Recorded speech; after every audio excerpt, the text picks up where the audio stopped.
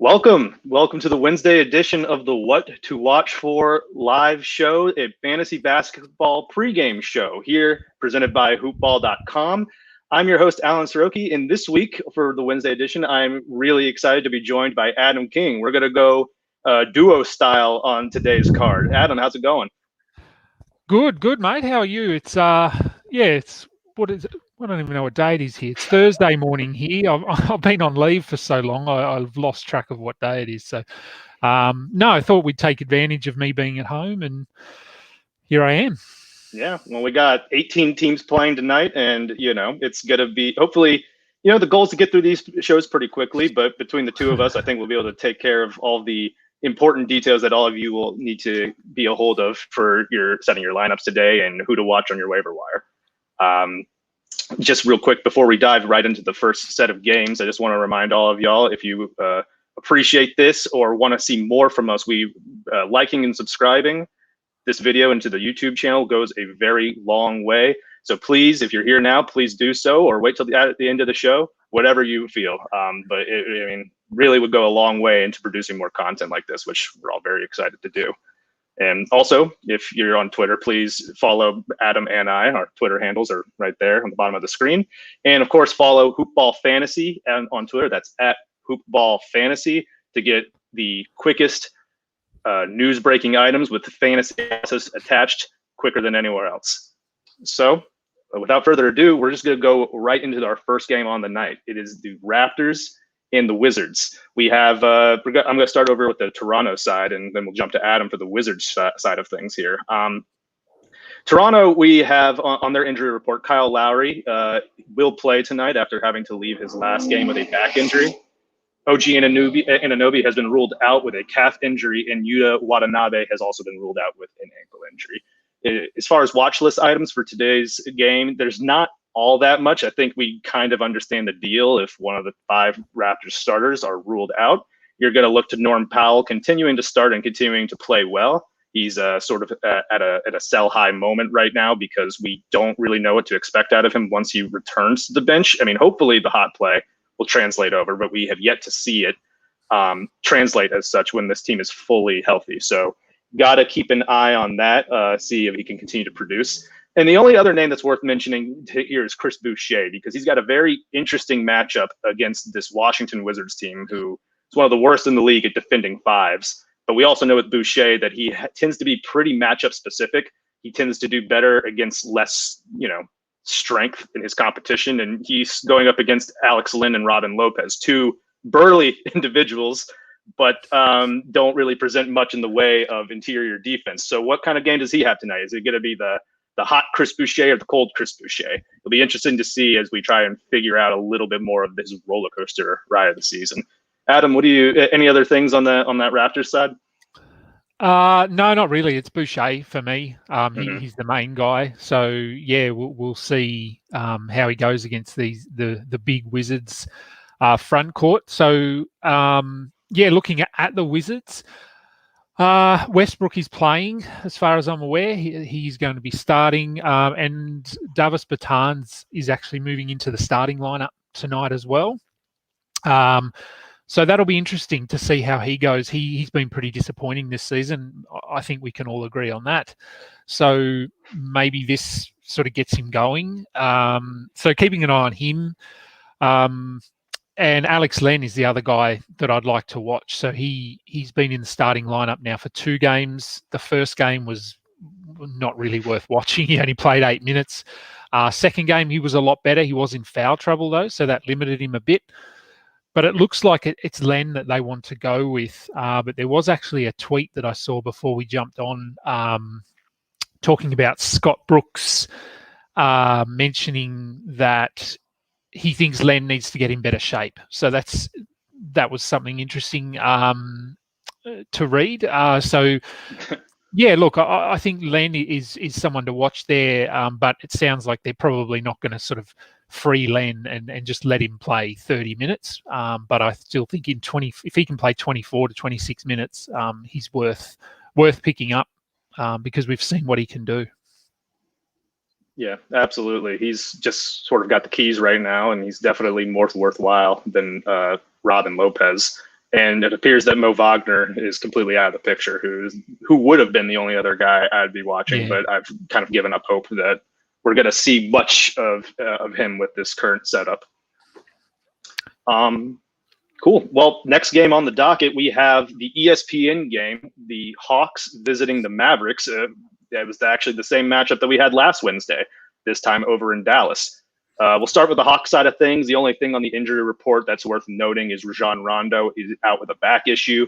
Of course, DeAndre Hunter, we learned earlier this week, is going to be sidelined probably until April, recovering from a knee surgery that he underwent earlier this week.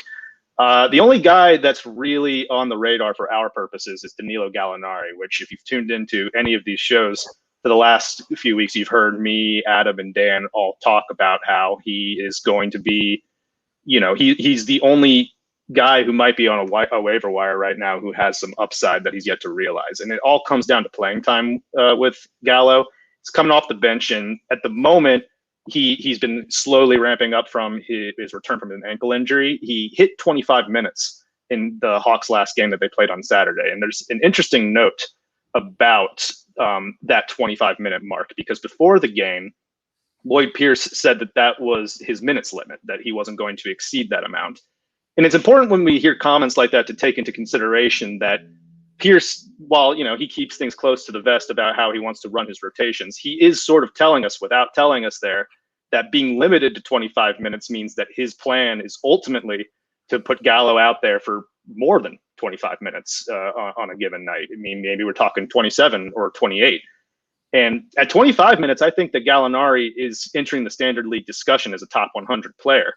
If he's getting to 27 or 28 every night, I think we could go a little beyond that. I mean, we could be talking top 90, maybe top 80. Adam, you feel free to reel me in if I'm mixing my analysis with my Hawks fandom too much there. But he has an important role to play on this team. DeAndre Hunter, he's been fantastic this year, but he's also been incredibly consistent. So the Hawks really have an offensive void that Gallinari can perfectly fit if he gets himself up to that starters level minutes. He'd be a great source of points, threes, high free throw rate with fantastic percentages, and he can get you some rebounds too with low turnovers. So that's a 9-category guy if he's seeing those minutes. Big thing to watch tonight, and I haven't seen any report about a minutes limit for Gallinari heading into this game in about an hour.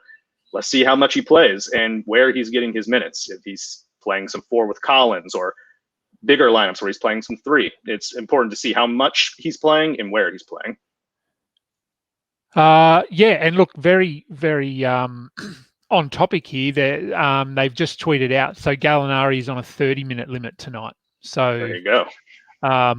That would indicate that they are looking to play him 30 minutes, which, as you've alluded to, is more than enough for him to be a standard league guy. So, so keep an eye on that. And look, I mean, the Hawks want to push for the playoffs. And he, like you said, they've got Hunter and they've got Reddish, who is another guy that I'm keeping an eye on. But they are going to need those veterans on the floor like Gallinari just to sort of settle things down, because outside of a few of those veterans, they're a very young squad. So, absolutely, I agree on Gallinari there. And I think Dan would also agree, given how much he's talked about Gallinari recently. He's nodding his head in approval. So we've got Dallas. I actually had a couple of players for Dallas. So they're basically back to full strength now. So this will give us a good idea of what the minutes are going to look like on a normal night. Not that we have a normal at the moment, but Josh Richardson has been a lot better the last few games. So he's someone that I'm just watching to see if he can keep his production going. He had 8 assists in the last game, which was nice. We're looking for him for defensive stats and some assists there. Maxi Kleber is another one. He'd been a relatively hot pickup, and then he sort of bottomed out in the last game, didn't play very well. But Dwight Powell looked a bit better. So just watching how those minutes are divvied up across for the center position. Obviously, Porzingis will play a bit of center as well. So, so that's sort of it for Dallas for me, just Richardson and how those minutes play out at center. Yeah, those are the same 3 for me. Just want to see which of those two between Kleba and Powell outplays the other, because it seems like the minutes will go to the hot hand, as Carlisle likes to do with some of the fringier guys in his starting five. Yep. So next game on the docket, we have the Pacers visiting the Brooklyn Nets. Second night of the back-to-back for Brooklyn. Starting on the Indiana side, there's no new injuries to report on their end. It's sort of the same set of guys, and they've sort of fallen into a pretty predictable pattern since the Oladipo was shipped out. Watching TJ McConnell continuing to hit that 25-minute mark to deliver great production and assists and steals. One guy that's worth watching, though, is Malcolm Brogdon, whose shot has really taken a dip over his last 10 games. He was at a blistering pace to start the year, but he's only shooting 42% on pretty decent volume. And I just want to see if he can return to that high level of efficiency, because over that 10-game stretch, he's, from the top 30 player he's been on the season, he's really been a top 90 guy in that stretch, which is definitely far off and sort of similar to a dip in production that we saw out of him last year. My hope is that the stylistic differences under Nate Jorgen, I believe I got that right.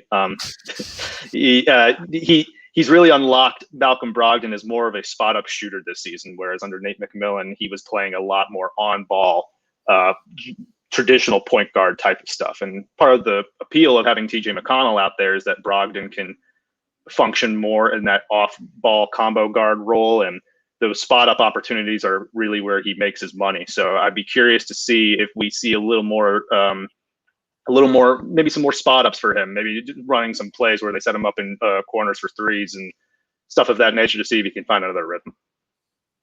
Anything else for you, Adam, on this one? No, look, that's probably it. I mean, TJ McConnell has been a pretty trendy pickup over the last couple of weeks. He's actually sort of carved out a consistent role, which is something he's had an issue with throughout his whole career. His minutes typically go up and down, but he's actually playing 25 a night most nights. So, no, that's sort of it for the Pacers. On the Nets side, for me, I actually didn't have much. We know what the Nets are. Obviously, Harden and Kyrie are going to be big with no Durant there. Joe Harris will be looking to bounce back after a pretty poor game yesterday. Dan and I actually went back and forwards on Discord about Joe Harris a little bit, about whether he needs to be rostered in standard leagues. So just seeing if he can bounce back, and I guess just watching how the center minutes play out against the Pacers, who are going to run obviously Miles Turner and Sabonis. So a big front court, which it could mean that Jeff Green doesn't see as many minutes, and maybe DeAndre Jordan plays a few extra minutes, and maybe even Noah Vonleh might see a few more minutes. He did get on the floor last night, but only for 3 minutes or something. So he may sort of come into that rotation a little bit. Not enough to be a fantasy asset, but it'll just be interesting to see what they do against the size of the Pacers. Yeah, agreed. They're a pretty straightforward team, particularly with Durant out. The offense becomes a little more narrowly focused. Yeah. So moving on to the next one, we have the Charlotte Hornets visiting the Memphis Grizzlies. Hornets side of things, the injury of note is Devontae Graham continues to be out with a left groin issue, which continues to pave the way for LaMelo Ball to start uninhibited, see that 30-minute role, and be can't miss TV.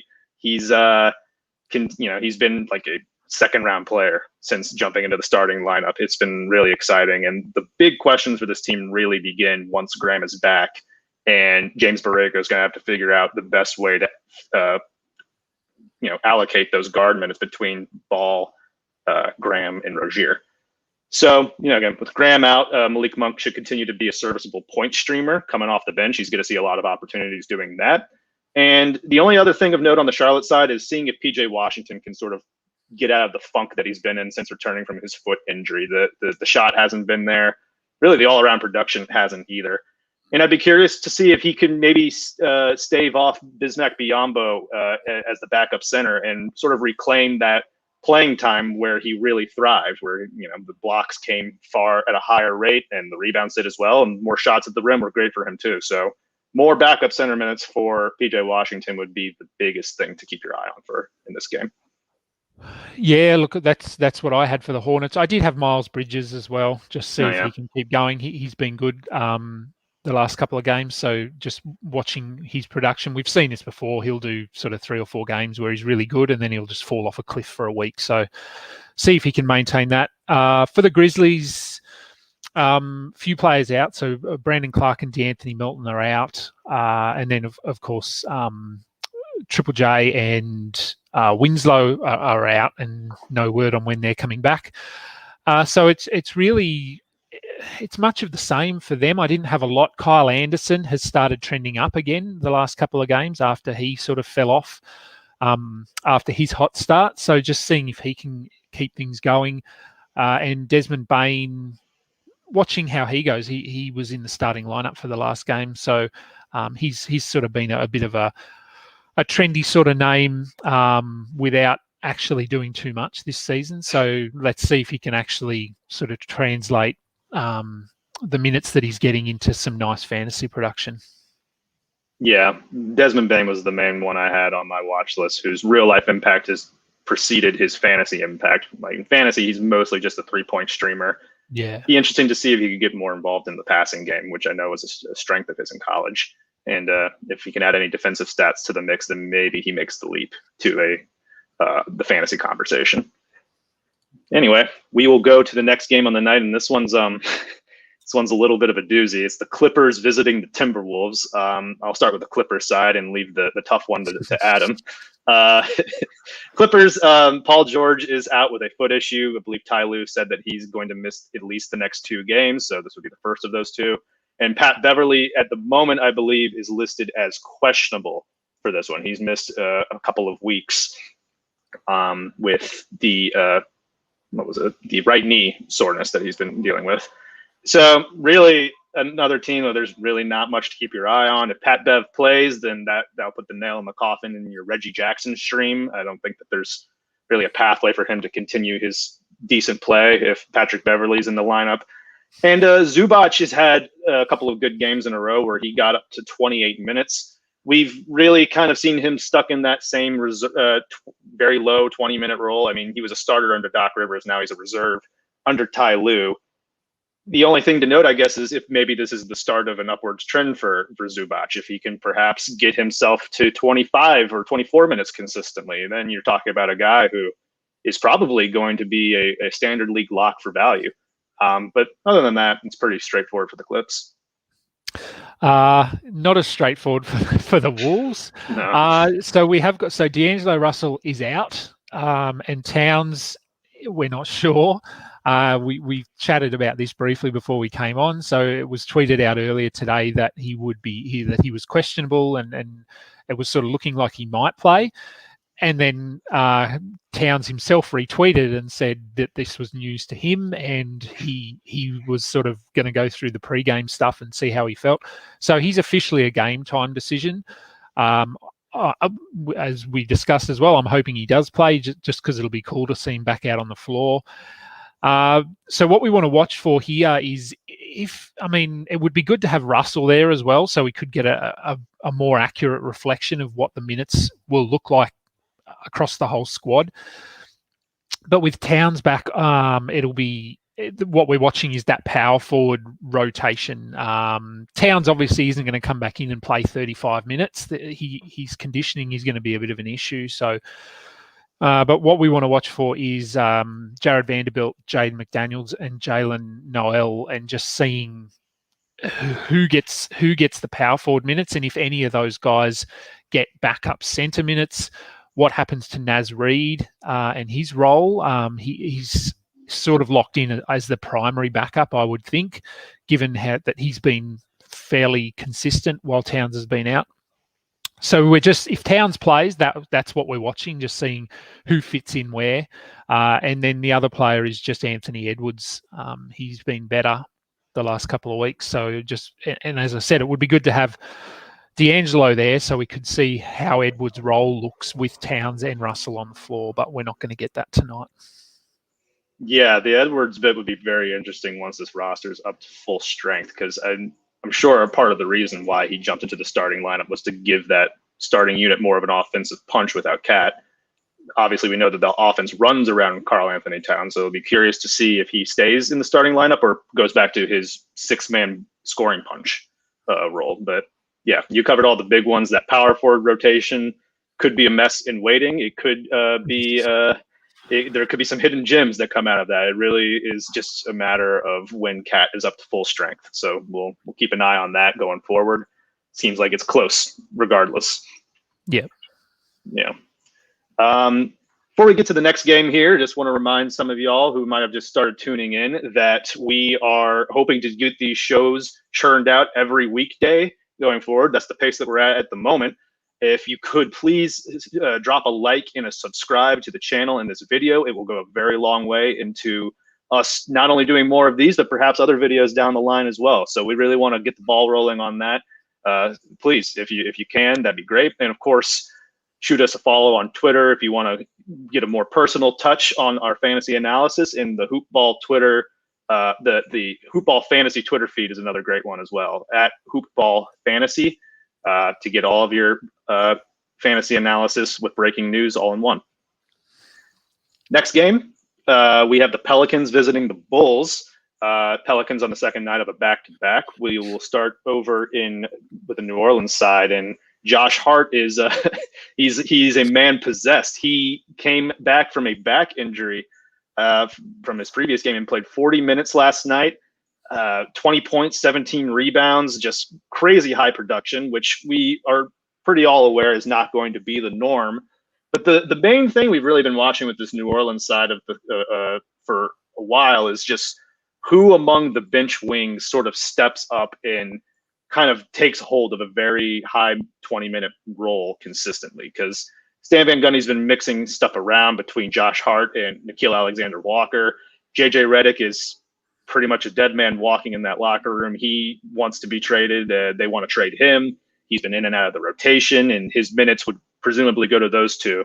So we're just trying to see if we can glean any consistency in those reserve wings.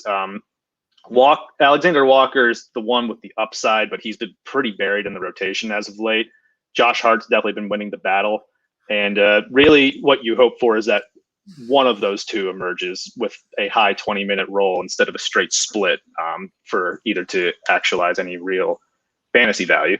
And then I guess the other thing worth monitoring in this game is just Lonzo Ball, who's been on a hot streak recently, about a top 40 run over his last 2 weeks, getting it done in ways that we probably weren't expecting from Ball, who we know has a propensity to get a high assist count and decent rebounding numbers.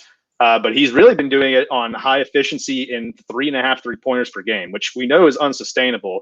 But I'm curious if he can start, because the rebounds and assists haven't been all that high either. It's been about 5 per game for each. If either of those two categories go up to where we saw him towards the end of last season, where he was averaging about 6 boards and 8 assists per game, I might feel a little more comfortable about how long-term this success can be. But at the moment, the ways he's doing it, we haven't really seen from him before. So interested to see what kind of game he has tonight. Yeah, that's pretty much covers everything for the Pelicans for me as well. For the Bulls, I would talk about Thad Young, but I think we've talked about him enough, and he's probably rostered everywhere now. If he's not, then you need to fix that and go and get him. So we don't really need to sort of keep an eye on that. It's Kobe White for me, which I think he's another player that is rostered in most leagues, but he hasn't been great this season, really. I mean, we knew he wasn't going to shoot the ball well. That's not why you drafted him. And his assist numbers have been okay. But, yeah, I just think in general he hasn't looked as good as what I had hoped he would. So he's a player that I'm just watching. I'm not dropping him anywhere, but just seeing if he can turn things around. I mean, last season he was really slow out of the gates, and it took him quite a while to get going. He finished the season strong. So maybe that's just how he works, and it does take him a while to get his footing. So seeing how he goes, and then Patrick Williams with Otto Porter out and with Markkanen out, he's getting good run at the moment, and he's looked better the last few games. He was sort of a player that was drafted in a lot of leagues to begin the season because he was handed the starting role, and then he sort of fell off a little bit. Otto Porter was playing reasonably well, but he's got a pretty clear path to minutes at the moment. So just watching how he goes and if he can take advantage of this moving forward. And that's really it for the Bulls for me. The one other guy I'm a little interested in, not nearly as much as Patrick Williams, is Denzel Valentine, who jumped into the starting lineup with Lauri Markkanen falling out with the shoulder injury. And, we've never seen consistent playing time for Valentine before, but it's clear that he's getting first opportunity ahead of other wing type players like Tomas Satoransky and Garrett Temple. And he's been getting it done with high volume threes and steals as well. It's just, I guess the book is pretty thin on him. We're not quite sure what to expect yet, but he's got the role at the moment. And it's just worth monitoring to see if he can, he had one good game where he got 20 points on pretty high shooting percentage with some threes and some steals. Just want to see if there's anything more to his game and whether or not he's standard league relevant during these next couple of weeks. Yeah, look, he's an interesting one, actually. And I was just looking. So he's 27 years old. Yeah. But it feels like he's just been injured for basically his career. Like, he doesn't feel that long ago he was a rookie. And the Bulls were fairly high on him. So yeah, look, I mean, the as you said, the minutes are there, and he's up there in the pecking order at the moment. So yeah, someone to watch. Next game on the docket, we have the Cavs visiting the Nuggets. We don't have any notable injuries on the Cavs side, none that are new at least. We know that Larry Nance Jr. and Kevin Love are out at the moment. But we're going to be watching the power forward position where JB Bickerstaff decided to go with the Twin Tower setup in their last game out, starting Jarrett Allen at power forward. Did not seem to work all that well. It's unclear if he decided to go that route because the Suns were starting Kaminsky next to DeAndre Ayton, maybe go size against size. But, as far as I'm aware, there's no word on whether or not he's making a change. If he would, you would assume that Taurean Prince would go back into starting at the 4. He'd been doing that in a few spots already, with Larry Nance missing time with his wrist injury before he was, ruled out and had to have surgery. And, Prince, he's always had an interesting fantasy game, but efficiency has really plagued him over the last 2 years. Being in Cleveland has not changed that. He's shooting about 37% from the floor. If he gets that percentage up, then he might have some interesting appeal as a streamer for 3-pointers and rebounds and steals. And notably, he's been collecting assists too when he's starting. I think he has a few games where he's seen 4 assists starting at the 4. So keep an eye on what the Cavs decide to do at that position. But for the most part, it's not all that important compared to other stuff that we're watching tonight. No, I'm glad you got the Cavs because I didn't have a lot to talk about. The Cavs. It was more than I thought I would. For the Nuggets, I mean, there's a few players to watch, but for me, and this is maybe it's more on a personal level because I have him on a lot of teams, it's Michael Porter Jr. I really hope he can bust out of his funk and get going. I don't know whether he's starting. I don't think it's officially been announced, but I mean, Gary Harris is out, so I'm hoping he does stay in the starting lineup.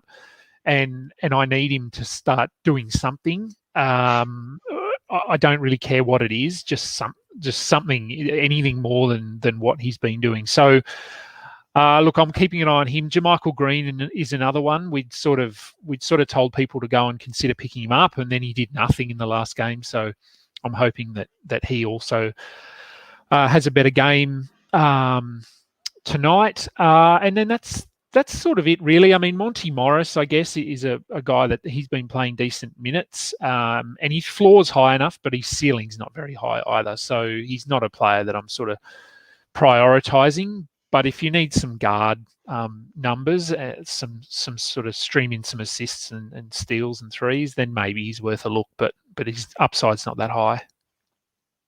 Yeah, agreed. I think those are all the main points that we need to focus on Denver's side. So we have 2 games left, and they shouldn't be all that complicated going forward. I know we're pushing our time a little bit, but, it's cool. I think that we've covered all the big points here. Bucks and Suns is the next game. Milwaukee, of course, the big news from them is that Drew Holiday is out with health and safety protocols. It appears that he'll be out for some time. We don't have any official word on exactly what the situation is, but he's out. which means that Bryn Forbes is probably going to jump into the starting lineup, and he's going to shoot 3-pointers and make a decent amount of them and probably not offer anything else. So really the main thing I'm watching is to see where most of the playmaking duties go to, because last game we just saw Chris Middleton, basically become that team's point guard. He had 12 assists in that game. Curious to see if Giannis or Dante DiVincenzo maybe get involved a little bit more as facilitators, because it seems like both of them would have avenues to do so. Yeah, DiVincenzo's a guy that I've seen him dropped in quite a few leagues. So I've picked him up where I can, and hopefully the sort of his recent production, at least his last game, hopefully that can stick, and he can sort of work his way into the range where we'd hoped he would be coming into the season. For Phoenix, Chris Paul, I don't think we know whether he's playing yet. I think he's still questionable. So if he's out, then Booker obviously takes on a huge role on the offensive end. But we know what they're doing. So look, Kaminsky is still starting apparently. You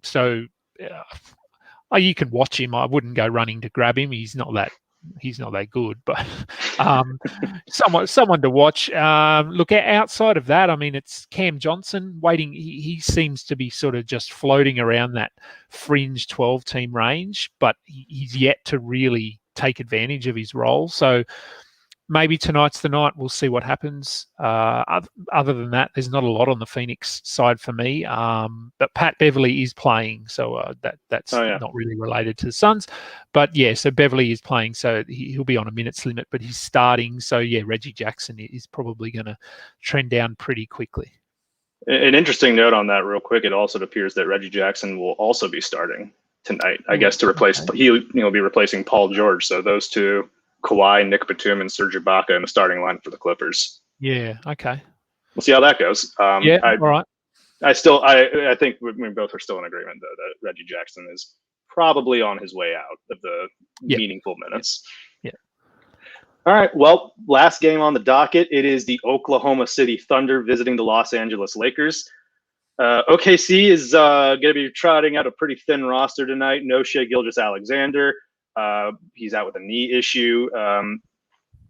Theo Maledon is out due to health and safety protocols, and Mike Muscala is out with a concussion. So it's going to be really interesting. Muscala's in today. Oh, he's in? Oh, that's right. Yeah. That's right. He was ruled available. Thanks for catching me there. But the point being, though, that there's not a lot of point guard options on this team at the moment, with no George Hill, no Shai Gilgeous-Alexander, and no Theo Maledon. So really, I'm watching what I'm really watching is how are they going to initiate offense. I feel like of their available players, Hamidou Diallo is the one most equipped to be the main ball handler. He's going to play a ton of minutes tonight. Al Horford obviously has got passing chops, so we'll be seeing a lot of Point Horford. But it's really kind of thin after those two. We'll have to see big games out of Darius Bazley and Lou Dort. And really, of all those guys, Diallo's the most interesting because he has just kind of the green light to do as much as he can offensively. We've seen him have some pretty large point totals and rebounding numbers recently. Basically, it's just how they're going to initiate any offense and how long they can go through this game without it turning into a blowout against the Lakers. Yeah. Look, I agree. Diallo is the guy I'm watching. Kenrich Williams is another guy. He's going to have to play minutes, and he's not going to score 20 points or anything. But he's a guy that can contribute everywhere. So if you're just looking to sort of bolster across the board stats, he's someone to look at. For the Lakers, I generally have absolutely nothing to talk about when I talk about the Lakers because there just isn't really a lot in terms of fantasy value. But Talen Horton-Tucker has been good the last few games. He's sort of secured a spot in the role in the rotation there. 25, I think he played 26 or 27 minutes in the last game. A little bit of this is going to be dependent on whether Anthony Davis plays. I don't think we have word. He's questionable. I think LeBron will play. He's probable, but he's always probable. So Yeah, Taylor Horton Tucker is a guy there that I have actually picked up in a couple of spots, and they seem to like what he can do, and he provides good length on the wings. So yeah, he's probably the main one I'm watching there for the Lakers.